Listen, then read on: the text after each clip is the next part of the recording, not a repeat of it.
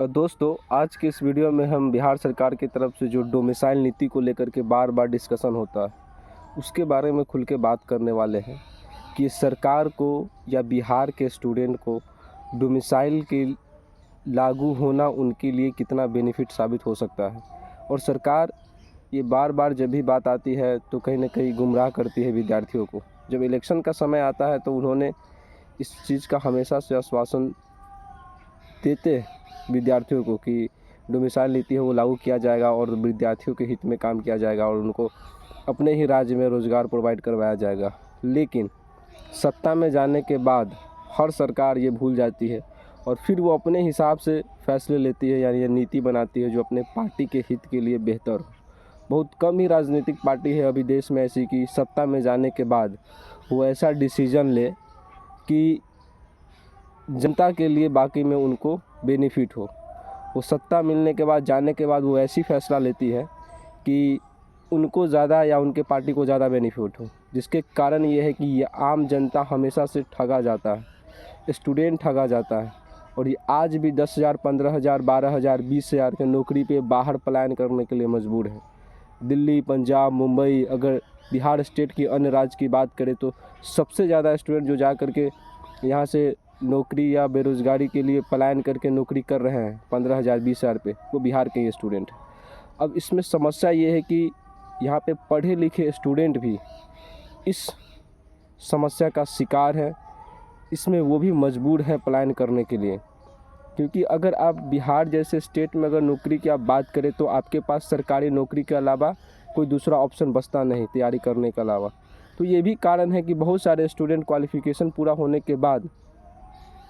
वो कुछ अपना फैमिली सपोर्ट के लिए या अपना पर्सनल खर्च उठाने के लिए सोचते हैं पार्ट टाइम वर्क करना या कुछ ऐसे प्राइवेट संस्थान या कोई इंस्टीट्यूट में जॉब करना है कि वो कम से कम एक फाइनेंशियली थोड़ा स्टेबल हो सके, अपना पढ़ाई भी कर सके। तो बिहार जैसे स्टेट में ये होना पॉसिबल नहीं है, क्योंकि यहाँ पे कोई भी कोई प्राइवेट लेवल की आप मल्टीनेशनल कंपनी तो छोड़ ही दीजिए, छोटी मोटी भी कंपनी है उसकी संख्या बहुत ही कम है, बहुत ही कम है, न के बराबर। जिसके कारण है कि यहाँ के विद्यार्थी एलिजिबल और योग्यता होने के बावजूद भी वो अब बेरोज़गार घर पे बैठी रहती है और पढ़ाई करने के अलावा, सरकारी नौकरी की तैयारी करने के अलावा कोई दूसरा ऑप्शन नहीं होता। नौकरी का क्या स्थिति है वो सबको पता है। 500, 600, 300, 400 पद पे बहाली आता है तो ओपन कंपटीशन हो जाता है देश भर के स्टूडेंट के साथ। यहाँ पे डोमिसाइल लागू ना होने के कारण ये है कि देश भर के स्टूडेंट्स पे अप्लाई करते हैं, जिसके कारण ये कि कंपटीशन का जो लेवल है काफ़ी बढ़ जाता है। और जो आपका कंपटीशन 5-10 स्टूडेंट के बीच में होना चाहिए वो आप 50-100 के बीच में हो जाता है, जिसके कारण ये है कि बेवजह आप लोग इस समस्या से जूझ रहे हैं। और सरकार इतना, मतलब मैं क्या ही बताऊँ, मतलब सरकार को अगर आप बात करने जाओ डोमिसाइल नीति लागू करने के लिए तो वो प्रूफ मांगती है। और प्रूफ मांगती है कि आप प्रूफ दिखाइए कि अदर स्टेट में कहाँ पे डोमिसाइल नीति लागू है या कहाँ पे अदर स्टूडेंट को उसमें भरने नहीं दिया जाता। अब ये एक सवाल ऐसा है ना कि ऐसा लगता है कि सरकार के सिस्टम में बैठे लोग कितने इनकॉम्पिटेंट है या कितने उन लोग के पास कैसे, मतलब फर्जी डाटा पे वो लोग बात करते हैं। अब इसमें अगर हम बात करूं कि अदर स्टेट को रिस्ट्रिक्शन लगाने का जो क्राइटेरिया है वो डायरेक्ट नहीं लगाया जा रहा है। अगर आप पश्चिम बंगाल की बात करें, झारखंड की बात करें, यूपी की बात करें, तो उसमें जितने भी कॉन्ट्रैक्ट पे संविदा आधारित नौकरियां निकल रही है या कुछ संस्थान में या जितने भी group B, group C level की नौकरियां निकल रही है, तो उसमें नोटिफिकेशन में डायरेक्ट रिस्ट्रिक्शन नहीं लगाया जा रहा है। उसमें किया ये जा रहा है कि जैसे कि अगर आप पश्चिम बंगाल में किसी फॉर्म के लिए अगर आप एलिजिबल हैं, आप अप्लाई करना चाहते हैं, तो उसमें लिख दिया जाएगा कि आपको वहाँ की लैंग्वेज, जो बंगाली लैंग्वेज है, वो आपको आना चाहिए। अब बताइए दोस्तों, डायरेक्ट माना नहीं किया जा रहा है, कुछ ऐसा रिस्ट्रिक्शन लगा दिया जा रहा है कि काफ़ी नंबर ऑफ स्टूडेंट ऐसे ही बाहर हो जाएंगे। अब बिहार यूपी में ये है कि यहाँ पे तो यहाँ का जो रीजनल लैंग्वेज है वो हिंदी है, तो आप लैंग्वेज के आधार पे तो रिस्ट्रिक्शन लगा ही नहीं सकते, क्योंकि हिंदी देश भर में बोला जाता है, तो हिंदी आप भाषा के आधार पे तो यहाँ पे लगा ही नहीं सकते। झारखंड में चले जाइए तो वहाँ पे 100% पोस्ट पे आरक्षण लगा दिया गया है कि बाहरी स्टूडेंट नॉट एलिजिबल।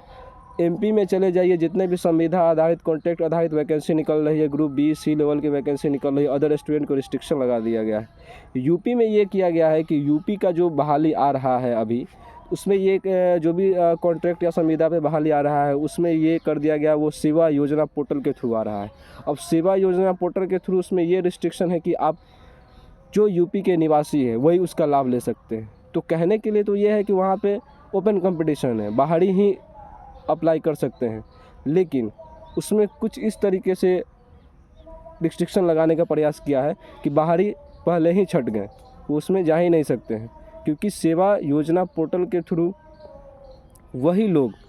जा सकते हैं जो यूपी के निवासी है, उनको ज़्यादा प्राथमिकता मिल रहा है उसमें, बल्कि उन्हीं को प्राथमिकता ही मिल रहा है। लेकिन बिहार में इस तरीके का कुछ भी नहीं है। अब बिहार के स्टूडेंट इन सब कारणों के वजह से बीच मझधार में फंसे हुए हैं। अगर आप गवर्नमेंट के को इस बात को लेकर के अगर आप जागरूक करते हैं, उनको बोलते हैं, तो गवर्नमेंट कहती है कि इससे कोई फ़र्क नहीं पड़ता कि अगर 500 बहाली आता है उसमें 10-15 अदर स्टेट का हो जा रहा है। मैं ये मानता हूँ कि अगर 10-15 स्टूडेंट का भी हो रहा है तो क्यों हो रहा है, वो यहाँ के स्टूडेंट के विद्यार्थियों का कहीं ना कहीं वो हकमारी हो रहा है, कहीं ना कहीं यहाँ के सीट वो ले रहे हैं, बल्कि वहाँ पे अदर स्टेट में हमारे एक भी विद्यार्थियों का नहीं हो रहा है, उसमें पहले ही रिस्ट्रिक्शन लगा दिया जा रहा है, क्योंकि ये सही नहीं है। आपको मैं ये बता दूँ कि जब भी यहाँ के विद्यार्थी इन सब चीज़ों का मांग करते हैं तो इसमें मीडिया भी बीच में आ जाती है, और बहुत सारे लोग जो खुद को अपने आप को सेकुलर बताते हैं, वो कहने ये जाते हैं कि बिहारी जब भी खास करके ये मांग करते हैं डोमिसाइल नीति को लेकर के, तो वो बोलते हैं कि यार इसमें क्या दिक्कत है कि कहीं भी बिहारी जा कर के कमा सकते हैं, सारे देश के नागरिक अपना ही है, पूरा देश अपना ही है। मैं ये मानता हूँ कि ये बहुत ही फालतू और बेवकूफ़ का सवाल है। ठीक है, मैं मानता हूँ कि सारे देश के नागरिक अपना ही है, लेकिन जहाँ तक उनको रोज़गार मिलने की सवाल है, कोई भी ये नहीं चाहेगा कि 15 और 20 हज़ार की नौकरी यहाँ से वो 2000 या 1500 किलोमीटर दूर जाके कमाएं। वो हर कोई चाहेगा कि अपने राज्य में कमाएं, और इस तरीके का मतलब कि आपको ऐसा सरकार मतलब सवाल आपको मतलब कि बताया जाता है कि आप भी मतलब कि सोचने पे मजबूर हो जाते हैं कि ये मतलब कि इस पर क्या जवाब दिया जाए। तो ये सोचना चाहिए कहीं ना कहीं सरकार को, ये बहुत ही मतलब तरीके से आपको मेंटली टॉर्चर किया जा रहा है गवर्नमेंट के भी द्वारा, और कहीं ना कहीं ये बहुत ही ख़तरनाक स्थिति है। और धीरे धीरे अभी कर्नाटक भी 100% पोस्ट पे उन्होंने ये आरक्षण लाने का, उन्होंने कैबिनेट से भी ये उनका ये प्रावधान उन्होंने पास करवाया है, और उनका भी ये लागू होने वाला है। तो धीरे धीरे होगा ये कि जैसे ही बेरोज़गारी का जो ये समस्याएं विकराल होती जाएगी, वैसे हर स्टेट धीरे धीरे अपना रिस्ट्रिक्शन लगाते जाएंगे, और कारण यही होगा कि जो सबसे ज़्यादा किसी स्टेट में जाकर के कोई जॉब नौकरी कर रहा है तो बिहारी है। और मैं ये कहता हूँ कि ठीक है कि बिहारी सारे देश का जो देश है वो अपना ही है, तो बिहारी जा कर के कहीं भी कमा सकते हैं, ठीक है कमा सकते हैं, नौकरी कर सकते हैं ना, मजदूरी नहीं, मजदूरी वो उनको अपने ही राज्य में मिलना चाहिए। और जो 15-20 हज़ार 25 हज़ार कमा रहे हैं वो सब मजदूरी ही कर रहे हैं, पर मजदूरी ही कर रहे हैं। और कहीं ना कहीं इस तरीके का बेतुका और फालतू और निचले स्तर का सवाल करके यहाँ के विद्यार्थियों को गुमराह नहीं किया जाना चाहिए। और यहाँ के विद्यार्थियों को हर पोस्ट पे करीब मैं ये मांग करता हूँ कि 90% आरक्षण मिलना ही चाहिए, ताकि यहाँ के ज़्यादा से ज़्यादा लोगों को रोज़गार मिल सके। क्योंकि बाहर बहुत समस्या है, ये बहुत दिक्कत होता है कि आप घर परिवार सबसे दूर रहते हैं, 15,000 20 हज़ार की नौकरी पे आप 1000 किलोमीटर दूर रहते हैं, घर पे कोई समस्याएं हो जाती है उसमें आप भागीदार नहीं बन पाते। तो ये बहुत अपने आप में भी एक बहुत ही गलत लगता है। अब देखिए ना कि जो पार्टियां है राज्य में 15-15 18-18 साल लगातार राज की है, फिर भी आज हमारा स्थिति ये है कि बहुत डरावना स्थिति है। ज़मीनी स्तर पे बेरोज़गारी का जो समस्या है इतना ख़तरनाक है कि अगर आप गांव में जाएं, अगर सर्वे करें तो आप पाएंगे कि आपके ही गांव से 15-20 लोग बाहर रहते हैं, वो सिर्फ 15-20 हज़ार की नौकरी करने के लिए, अपने घर की आजीविका चलाने के लिए बाहर रहते हैं, जबकि उनको अपना ही घर में मिलना चाहिए। अब कुछ लोग इस पे आएंगे, वो बोलेंगे कि भाई अपना क्यों नहीं कुछ करते। देखिए आपका फाइनेंशियल स्थिति इतना बेहतर नहीं होता कि ग्रेजुएशन आपको फैमिली पढ़ाने के बाद आपको 15-20 लाख रुपया आपको दे दे बिज़नेस करने के लिए, ले बेटा तू बिज़नेस कर और बिज़नेस में आगे बढ़। और जो यहाँ का जो आप